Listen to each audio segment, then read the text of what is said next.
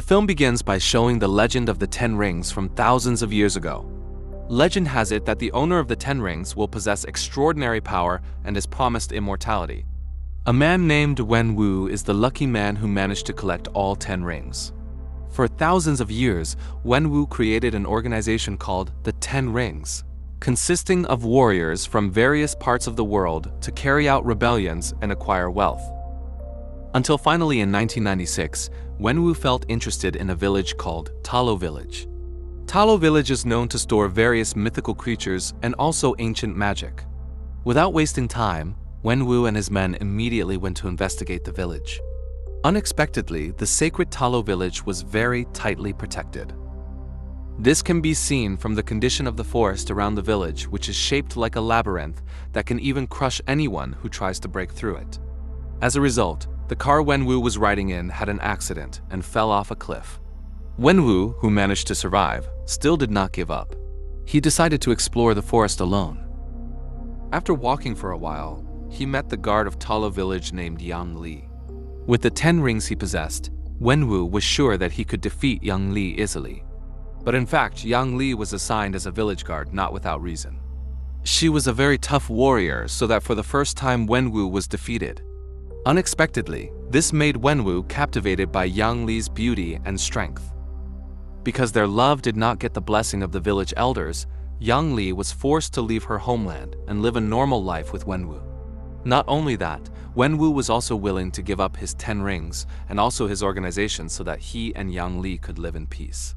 From that marriage, they were blessed with 2 children, namely Shang-Chi and Xue Ling. One day, Yang Li told a story about the dragon from Talo village who had given her strength. After that, she gave a necklace to Shang-Chi and Xue Ling as a gift. She also advised that whenever Shang-Chi felt lost, the necklace would guide the way for him. The small family lived happily and peacefully. Until one day, a group called the Iron Gang, an old archenemy of the 10 rings, came to their house while Wen Wu was out. Young Shang-Chi couldn't do anything when the Iron Gang came and killed his mother. Since Yang Li's death, Wen Wu went back to using his rings and revived the 10 Rings organization. He was determined to slaughter all members of the Iron Gang who had killed his wife. Since then, Shang-Chi was trained to be a reliable fighter. Until he became a teenager, his father gave him a mission to kill the leader of the Iron Gang. After completing that mission, Shang-Chi decided to leave that dark world and fled to San Francisco. Years passed since that incident. Shang-Chi lives a simple life as a hotel employee, along with his best friend named Kathy. One day, while he and Kathy were on their way to the hotel, Shang-Chi was suddenly approached by a man who wanted his necklace. Because Shang-Chi refused, the man called his group to attack Shang-Chi. With the martial arts skills he possessed, Shang-Chi was able to fight off the gang of men. The thrilling fight scene was recorded live by someone who was also inside the bus.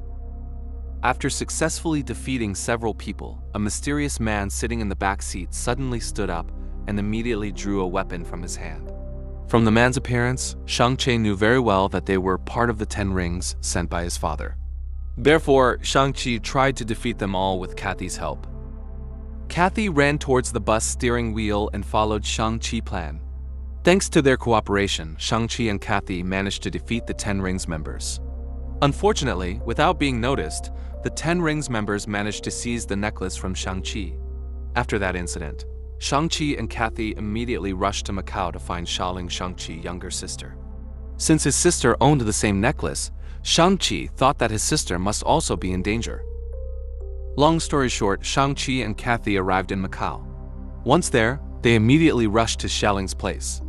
Xiaoling had established a fairly large illegal fighting arena. There, Shang-Chi was forced to fight against Xiaoling. Back when Shang-Chi left home, he had promised to return in 3 days. However, in reality, he ran away and left Xiaoling alone with their father. This made Xiaoling angry at her brother for leaving her. After the fight, Shang-Chi told her about the incident that had happened to him. However, Xiaoling told him not to worry because she could take care of herself. And sure enough, right then, the 10 Rings group came to attack the place. Xiaoling and her men immediately rushed to escape through the emergency exit, while Shang-Chi were forced to go through the cliffs. While Shang-Chi fought the 10 Rings members, Kathy, who could not do martial arts, could only surrender when her body almost fell from a height. Fortunately, Xialing swiftly caught Kathy's body. Although the fight between the two sides was initially quite balanced, eventually Wenwu arrived at the location and immediately stopped the fight. After that, Shang-Chi, Xialing, and Kathy were immediately taken to the Ten Rings headquarters. Arriving at the headquarters, Shang-Chi and the others had dinner together. Since the death of his wife, Wenwu was known to be digging back into the story of Talo village. From his research, he found that in Talo village, there was a mysterious gate. Wenwu claimed that lately he kept hearing Yang Li's voice asking Wenwu to free her from the gate. Since Shang-Chi and Xialing did not believe their father's words, Wenwu showed proof by using the two necklaces and the dragon statue. After placing the two necklaces in the dragon's eyes, a burst of water suddenly appeared and formed a map showing the location of the mysterious gate. So this was the reason why Wenwu gathered his children again so they could help him.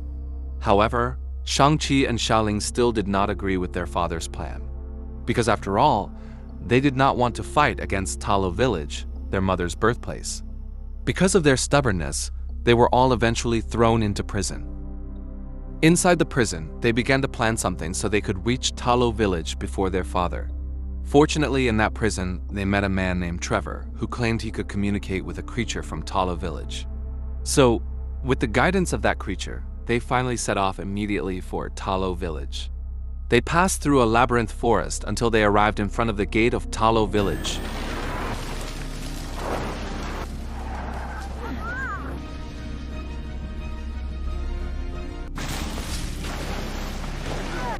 After passing through a waterfall with a dimensional portal, they finally managed to arrive at Talo village.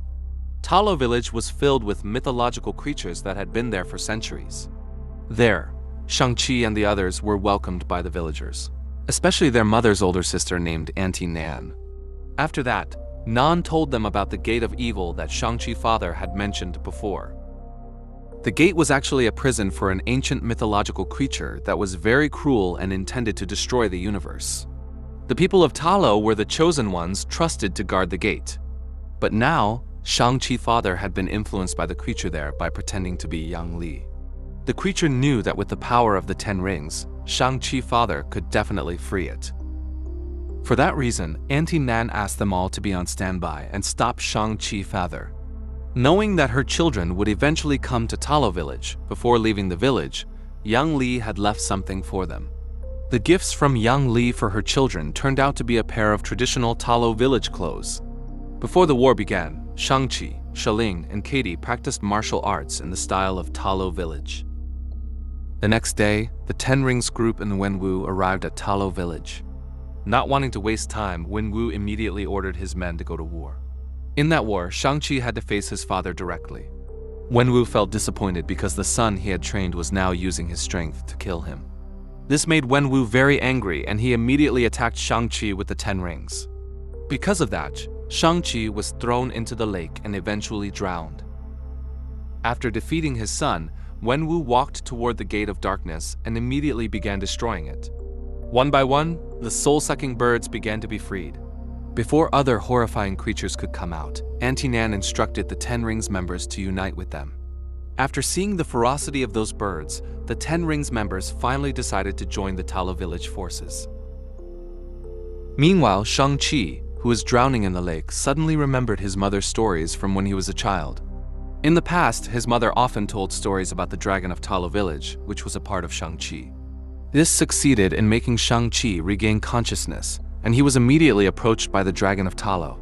As a result, Shang-Chi climbed onto the back of the Talo dragon and immediately rose to the surface. With its power, the dragon fiercely devoured the soul-sucking birds. After that, Shang-Chi went to stop his father. The battle between the two of them was inevitable. In this fight, Shang-Chi realized that he could actually control the attacks of the Ten Rings.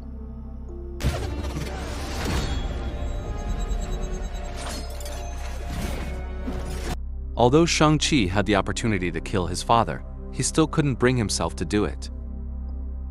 In the middle of the fight, the inhabitant of the Dark Gate finally managed to break free. When the creature was about to attack Shang-Chi, Wenwu swiftly protected him. Unfortunately, because of that, Wenwu's soul was sucked out. Before his death, Wenwu gave the 10 rings and passed his 10 rings to Shang-Chi. Then Shang-Chi was rescued by the Talo dragon, which was now being ridden by Sha Ling. As a result, the Talo dragon and the creature fought each other. When the creature became stronger, it intended to suck the Talo dragon's soul. It appeared the Talo dragon pierced the creature's neck. However, the arrow actually came from Katie. This opportunity was immediately used by Shang-Chi and Sha Ling to launch all their attacks.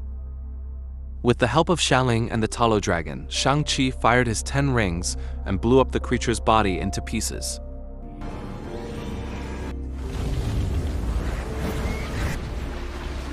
After the war, Shang-Chi and the others performed a tribute procession for those who died in the battle. So that's it, guys, the storyline of Shang-Chi and the legend of the 10 rings. In the post-credit scene, we are shown Shang-Chi and Katie being approached by Wong using his portal ring. After he finds out that Shang-Chi is now the holder of the 10 rings, he immediately invites Shang-Chi and Katie to go somewhere. After that, Shang-Chi and Katie are introduced to Bruce and Carol. Then Wong says that the rings owned by Shang-Chi were first felt in an area called Camartage. The meeting is considered a welcoming greeting for Shang-Chi, who has now joined the Avengers. At the end of the film, we are also shown Sha Ling, who has now taken her father's throne as the leader of the 10 Rings organization.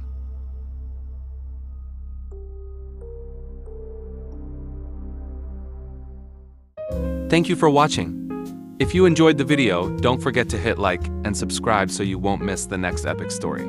See you in the next video.